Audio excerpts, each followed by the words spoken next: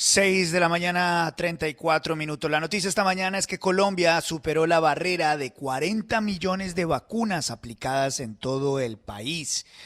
El gobierno colombiano ha reafirmado su compromiso para cumplir la meta de inmunizar al 70% de la población antes de que termine el año. Sin embargo, hay preocupación por la llegada de un cuarto pico. Está con nosotros el doctor Julián Fernández Niño, director de Epidemiología y Demografía del Ministerio de Salud y Protección Social. Doctor Fernández, gracias por acompañarnos. Muy buenos días. Muy buenos días y muchas gracias por el espacio. Doctor Fernández, ¿viene un cuarto pico de la pandemia en Colombia?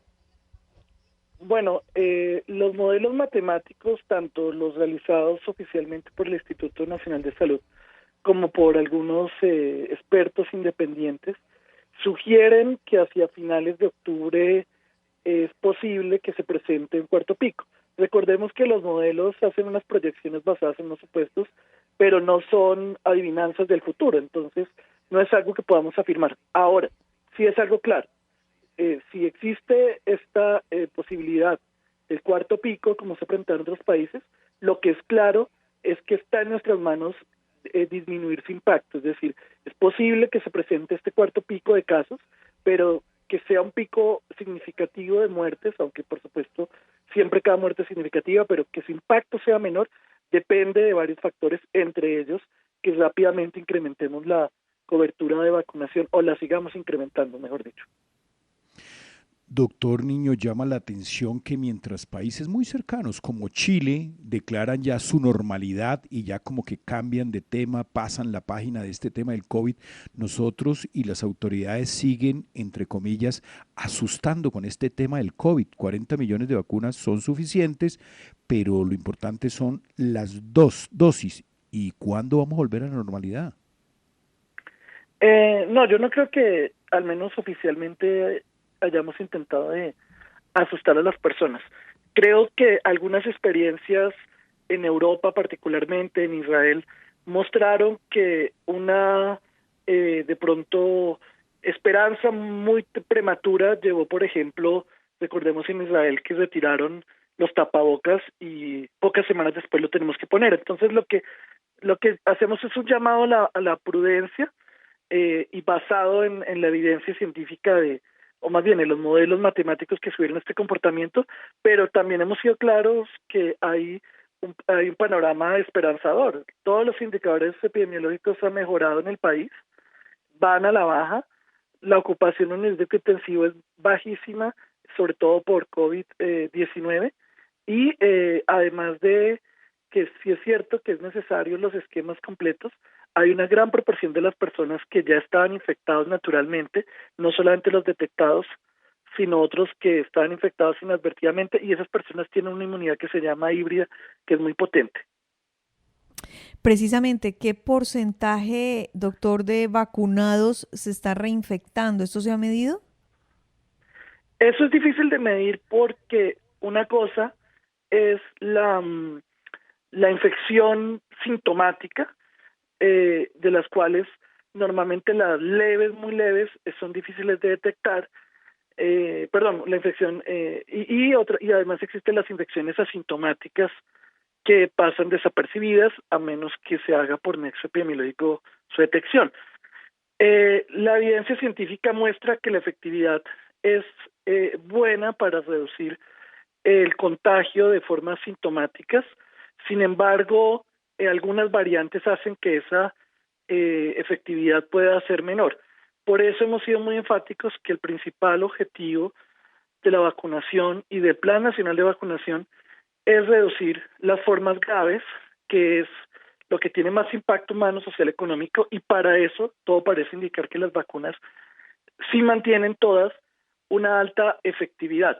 Eso no quiere decir que la eficacia y la efectividad sea al 100%, ninguna vacuna tiene esos niveles tan altos, sí es muy alta, pero por supuesto que se pueden presentar casos de personas graves vacunadas, pero son abismalmente menores en términos del denominador que los que se presentan en las personas no vacunadas, y así lo demuestra el estudio que publicamos recientemente y la evidencia internacional. Buenos días, los saluda Juan Lozano.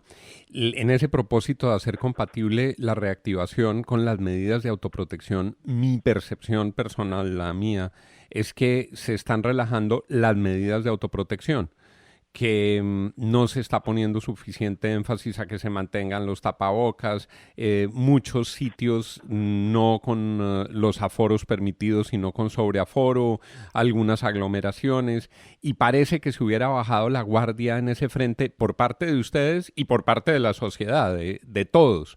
¿Qué hacer frente a eso, sobre todo ahora que se viene la temporada de diciembre y las fiestas y todo este proceso? Compatibilizar cómo reactivación con autoprotección. Sí, es muy importante porque la crisis económica también tiene impactos en salud pública. Entonces, el impacto que tiene la inseguridad alimentaria, el desempleo, la disminución de los ingresos, que el DANE ha sido muy claro en sus datos, también ocasiona impacto en salud pública y en esa medida una reactivación segura, pues es también una necesidad en salud pública, incluyendo, por ejemplo, el retorno a las instituciones educativas que tantas consecuencias en salud mental han tenido. Ahora, ciertamente ese mensaje esperanzador, que no es falso, que lo muestran los datos, lamentablemente puede llevar a algunas personas a sentir que el problema ya se superó. Entonces, hay que tratar de ponderar esa esperanza con la prudencia, con las medidas que son efectivas. No se trata de mantener medidas que de pronto son un poco ya demostrado que tienen poca efectividad, pero sí medidas básicas como por ejemplo el uso de tapabocas, sobre todo en lugares en donde no puedes guardar el distanciamiento físico, como el espacio público o incluso, el espacio público en el transporte público, como algunas condiciones de trabajo en particular donde no puedes guardar esa distancia. Y el tema de la ventilación, está demostrado, por ejemplo, que abrir puertas y ventanas donde es posible genera una gran diferencia versus tenerlas cerradas. Entonces, eso lo hemos hecho y no creo que hayamos bajado la guardia. Hemos intensificado la toma de pruebas, que se ha mantenido alta a pesar de la disminución de los casos, y estamos haciendo recorridos con todos los departamentos. Doctor Fernández, le saluda William Calderón. Nos ha dicho la OMS que esto se acaba en marzo próximo y Pfizer dice que podría durar un año. Para Colombia, ¿cuándo estará superada la situación? Yo creo que este virus nos ha enseñado a ser un poco prudentes con hablar del futuro.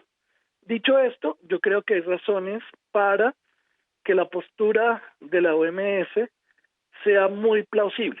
Primero, que algunos países del mundo, de hecho muchos países del mundo, entre ellos Colombia, tienen ya una alta seroprevalencia, una proporción de personas que se infectaron, y la mayoría de ellos, la gran mayoría, de acuerdo a lo que muestra la evidencia científica, tiene una inmunidad natural que es potente y duradera. Las coberturas de vacunación que todavía tenemos que intensificar, pero que están creciendo, y por supuesto la evidencia de que las vacunas mantienen su efectividad en el tiempo. Pero hay otros factores que podrían jugar en contra desde una perspectiva global, y es que aquellos países del mundo que tienen, por ejemplo, algunos países en África, coberturas de vacunación menores del 5% hasta del 2%, pueden ser focos de nuevas variantes. Y en un mundo globalizado, lo cierto, y eso es claro, y el mismo director de OMS lo ha dicho, es que hasta que todos los países no tengan un control de la pandemia, ninguno puede declarar la victoria, porque se pueden generar nuevas variantes que potencialmente amenacen el poder de las vacunas. Entonces, si bien es un panorama esperanzador, hasta que no exista un compromiso global de entender que nadie está a salvo hasta que todos estamos a salvo, va a ser muy difícil hablar de eso. Pero sí me inclinaría a pensar en que esto se convierta el próximo año en una endemia, como otros virus, con un impacto en mortalidad comparado con otros virus respiratorios, y que podamos cada vez transitar hacia una normalidad que es importante, no solo desde el punto de vista económico, sino sobre todo desde el punto de vista humano para todos. Esa es una buena noticia. Doctor Fernández, se está hablando mucho de la posibilidad de hacer vacunas en Colombia. De hecho, hoy veo unas fotografías del ministro recibiendo el apoyo y un acuerdo para poder transferir cierta tecnología y hacerlo en el país. ¿Eso es previsible en el mediano plazo? Yo no tengo toda la información de esto, no estoy en ese comité, pero lo que sé por el señor ministro es que hay varios esfuerzos conjuntos. Hay uno en el cual, con una iniciativa privada por el Grupo Sura, hay otro junto con la compañía Sinovac, y este que se está haciendo con varias compañías en India que tienen una alta capacidad de producción de vacunas. Colombia, lo que te puedo decir es que tiene el talento humano. Acá tenemos los expertos, no necesitamos importar expertos, tenemos los expertos altamente calificados, algunos que han trabajado en producción de vacunas internacionalmente. Hay un tema de infraestructura que incluye llevar a construir laboratorios de altos niveles de bioseguridad, sí, que existieran en el país en algún momento, pero yo creo que sí es posible. No te sabría decir a qué plazo, pero es muy posible. Creo que el compromiso del ministro es para hacerlo lo más pronto posible para que tengamos seguridad sanitaria. Y por último, doctor Fernández Niño, director de Epidemiología y Demografía del Ministerio de Salud y Protección Social, ¿qué ha pasado con la carnetización, los documentos para los que se vacunaron en el exterior?